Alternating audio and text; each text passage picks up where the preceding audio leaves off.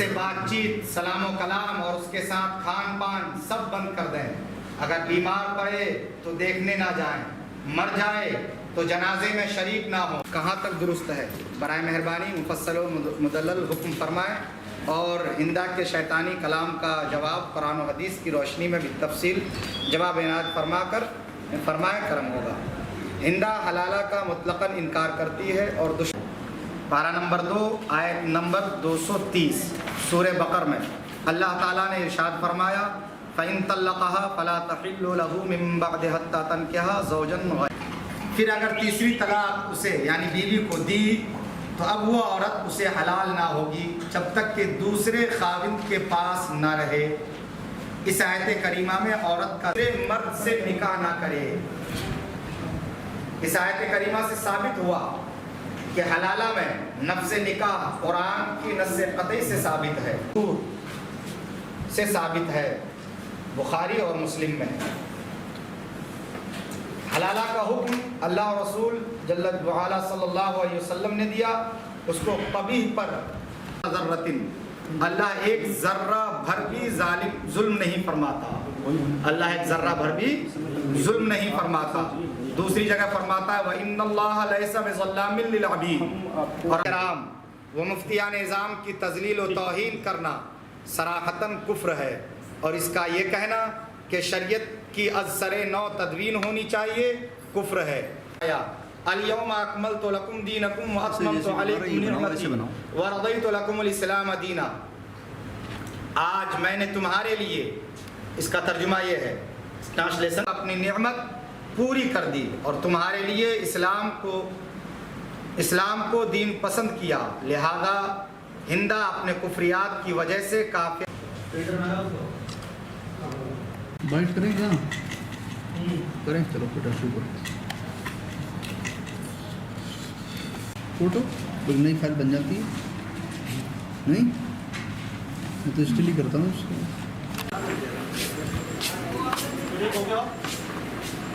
अरे इन छलियों में होगा सब तो मत करो अभी ना।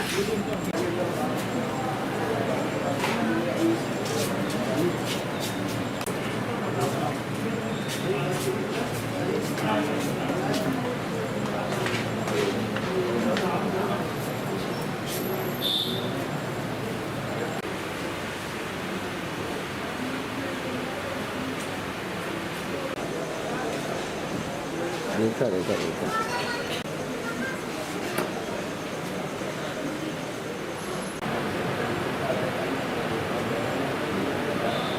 मैंने सवाल कायम करके मरकज़ी दारुल इफ्ता में डाला, वहाँ से उसका जवाब मिला। शहर काजी शहज़ादा ताजुश्शरिया हज़रत अल्लामा मौलाना असजद रज़ा ख़ान साहब क़िबला मद्दज़िल्लुहुन नूरानी मौजूद रहे। उनकी मौजूदगी में मुफ्ती अफ़ज़ाल साहब क़िबला ने यह फ़तवा लिखा और जो हिंदा कह करके इस फतवे को लिया गया है, कुरान और हदीस के ख़िलाफ़ जो भी बयानबाजी करे या कुरान और हदीस के मामलात को शरीयत से अलग जाने, वो इस्लाम से खारिज है। निदा खान को लेकर क्या टिप्पणी आपके? निदा खान को लेकर आए दिन जो उनके बयानात आ रहे हैं और वो शरीयत में तब्दीली चाह रही है, जबकि हलाला और 3 तलाक और 1 से ज़ायद शादियों का मसला किसी मौलवी की तरफ से नहीं है। ये किसी मौलवी का बनाया हुआ या मुफ्ती का बनाया हुआ कानून नहीं है, बल्कि खुदा का कानून है, अल्लाह का कानून है। और इसका इनकार करने वाला वो काफिर है, इस्लाम से खारिज है। तो आप मानते नहीं खान? हमारा काम, हम चूँकि कौमी रहनुमा हैं, हमारी जो ज़िम्मेदारी है उसको अदा करना ज़रूरी है। और हम सिर्फ़ इतना कर सकते हैं कि इस्लाम का कानून उस तक पहुंचा दिया जाए। मेरा सवाल अपने हज़रत लगातार निदा जो है, हाँ। लगातार हलाला और 3 तलाक की मुखालफत में अपनी बयानबाजी कर रही है। हाँ। उनके लिए क्या हुक्म है? शरई हुक्म क्या है? शरई हुक्म उनके लिए यही आया है कि ये मैंने आपको सब सुपुर्द फतवा कर दिया और दारुल इफ्ता से ये फतवा जारी हुआ है। इसमें साइल मैं हूँ सवाल करने वाला और मरकज़ी दारुल इफ्ता से ये सवाल का जवाब मिला है और इसमें यही है कि वो इस्लाम से खारिज हो चुकी है। जो भी इस्लाम के ख़िलाफ़ बयानबाजी कर रही है, और आप लोग नाम खुलवाना ही चाहते हैं क्योंकि प्रेस वाले होते हैं कि बग़ैर नाम के उन्हें तसल्ली नहीं होती है। निदा खान जो आज तक ये बयानबाजी कर रही है और हलाला और 3 तलाक़ के मसले पे उन्हें इल्म नहीं है और वो बयानबाजी कर रही है, इससे वो इस्लाम से खारिज हो चुकी है क्योंकि कुरान और हदीस के ख़िलाफ़ उनके बयानात आ रहे हैं। फ़रत नकवी से हमारा कोई मामला नहीं है, वो शिया समुदाय से ताल्लुक़ रखती है, उनका बोर्ड अलग है, उनकी शरीयत अलग है। और फ़रत नकवी साहिबा को तो तलाक़ और हलाला के मसले बोलना ही नहीं चाहिए, उनके यहाँ तो मुता जायज़ है। कह दिया निकाह हो गया।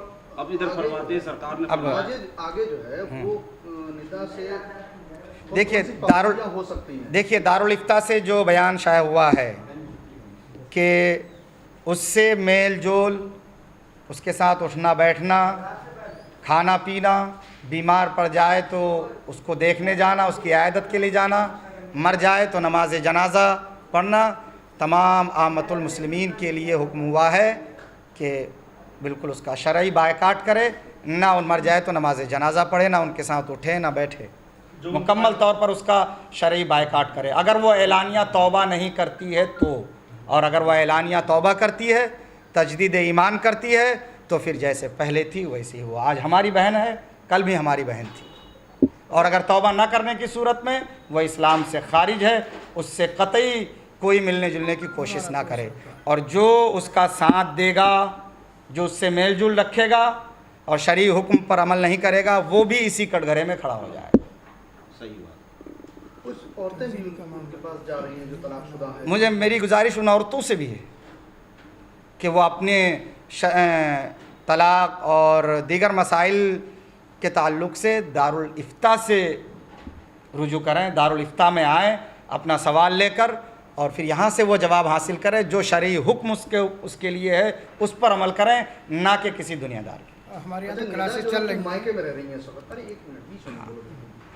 निदा अपने मायके में रह रही है, तो क्या ये बात उसके मायके के जो तमाम अफराद हैं घर में, उन पे भी लागू होती है? सब पे लागू होती है, हर मुसलमान ईमान वाले पर लागू होती है, हर मुसलमान, इसमें किसी की तखसीस नहीं, हर मुसलमान पर ये कानून, इस्लाम का कानून लागू। आप जो बॉयकॉट करने को कह रहे हैं, ये लीगली रॉन्ग है। हमारे जो कंट्री के जो लॉज हैं, कॉन्स्टिट्यूशन है, उसमें ये अलाउ नहीं है। देखिए, हम शरई अदालत की बात कर रहे हैं। हमने कहा, मेरा जुमला आपने सुना नहीं शायद, शरई बायकाट, शरीयत का हुक्म है, उस शरई तौर पर हम उसका बायकाट कर सकते। पहली बात, जो राजनीति चमकाने की बात होगी यहाँ पे, क्योंकि वो सिर्फ राजनीति चमका रहे। दूसरी बात ये, जो समीना बेगम है, जो पिटिशनर है हलाला की, उनके लिए आज तक उन्होंने कोई फतवा क्यों नहीं जारी करा? वो तो सुन्नी है और वो सुन्नी मसलक की औरत है, लेकिन उसके लिए कुछ नहीं करा। तीसरी बात ये, मुझे इस्लाम से खारिज करने वाले वो होते कौन है? इंडिया एक डेमोक्रेटिक कंट्री है जिसमें 2 पैरेलल कोर्ट नहीं चल सकते। रही शरीयत की बात, तो शरीयत पहले वो अपने घर में जाके लागू करें, फिर आवाम पे लागू करें, क्योंकि उनको बस शरीयत के नाम पे आवाम को भड़काना आता है, जो वो करते आए। और अगर ये बात शरीयत की है, तो जैसा उनके भतीजे ने मेरे साथ करा है, या कह ली ख़ानदान आला हज़रत के नबीर आला हज़रत शिरान रज़ा ख़ान ने अगर मुझे तलाक़ दी, तो शरई हुकूक ये है कि मेरा सामान, मेरा महर और जो मेरा जेवर है वो मुझे बाकायदा वापस हो, और उसके बाद वो तलाक़ का जो प्रोसीजर है वो कंप्लीट होता है। लेकिन आज तक नहीं हुआ। जो मैंने फतवा जारी करा तो उसमें ये लिखा था कि अगर जो ऐसा करता है वो हराम है, वो दोज़ख की आग में जलेगा। तो वो अपने बारे में बताए, अपने ख़ानदान में पहले जाके शरीयत लागू करें, फिर दूसरे लोगों पे आए। उनके घर में जब पहले से ही हराम काम हो रहा है तो वो कभी किसी के ऊपर उंगली नहीं उठा सकते, ये उन्हें पता होना चाहिए। और रही बात, वो ये कह देंगे हमारी नॉलेज में नहीं है, तो उनको स्पीड पोस्ट के ज़रिए, न्यूज़पेपर के ज़रिए सब तरीके से बताया गया, उसके बावजूद उन्होंने उस आदमी के साथ कोई खंडन या उसका बॉयकॉट क्यों नहीं करा ख़ानदान से? जब आपके ख़ानदान में ही पहले से हराम काम हो रहे तो आप दूसरे को हिदायत ना दे तो ज़्यादा बेहतर है। रही महिलाओं की बात, उनके पास महिला जाती है अपनी शिकायत लेके, लड़का आता है, पैसे देता है, उसके हक़ में फतवा जारी हो जाता है। तीसरी बात, उन्होंने जब फतवा मुझ पे जारी करा है, उसकी जब वैलिडिटी नहीं है, तो उससे कोई मतलब ही नहीं। जाएं पहले सुप्रीम कोर्ट, उसको वैलिड करके लाएं, उसके बाद बात करें। क्योंकि जो फतवा जारी कराए, मैं तो सीधा सुप्रीम कोर्ट लेके जाऊंगी तो क्या होगा? जिस चीज़ की वैलिडिटी नहीं है वो कैसे कर सकते हैं? या तो वो इंडिया में रह ले, जो उसका कॉन्स्टिट्यूशन है उसे फॉलो कर लें, या फिर अपना एक अलग देश चले जाएं, या फिर पाकिस्तान जाके रह लें। क्योंकि वहीं यहाँ बदमाशी और गुंडई जो भी है वहीं चल सकती है, यहाँ नहीं चलेगी। हमें हमारे अधिकार, फंडामेंटल राइट्स, ह्यूमन राइट्स और हमारे कॉन्स्टिट्यूशन ने जो हमें अधिकार दिए वो हमें पता है। लिबर्टी, बात अगर वो लिबर्टी की करेंगे तो लिबर्टी वहीं तक लिमिट है, क्यों? जब तक मुझे उस चीज़ से नुकसान नहीं हो रहा है। उनकी इस हरकत से मुझे नुकसान हो रहा है तो मैं क्लेम कर सकती हूँ उन पर, और मैं करूँगी भी। दूसरी चीज़ ये थी कि जो आपसे ताल्लुकात रखेगा उनके लिए भी उन्होंने कहा कि उनको भी इस्लाम से बात करनी है। पहले वो अपनी शरीयत जो उनके घर में है वो उस पर करें। उनके जो तौकीर मियाँ जब देवबंद गए तब भी तो उनसे ये कहा गया था कि आप इस्लाम से खारिज हो गए हैं, आप दोबारा कलमा पढ़िए, आपके साथ फिर ये होगा, आपके साथ वो होगा। आपने तो मस्जिदों में ऐलान भी कर दिए, पर तौकीर मियाँ ने तो कलमा पढ़ा नहीं, फिर भी आपने उन्हें ख़ानदान में ले लिया। कैसे? क्योंकि वो आपके घर की मसलहत है, आपने अपने आप ले लिया। आप पूरी शरीयत आपने खुद अपने आप मैनिपुलेट कर रखी है। तो मेरे ख्याल से पहले आप अपने घर में जाके जो शरीयत है, जो शरई कानून है वो लागू करें, फिर दूसरे लोगों पे आएँ।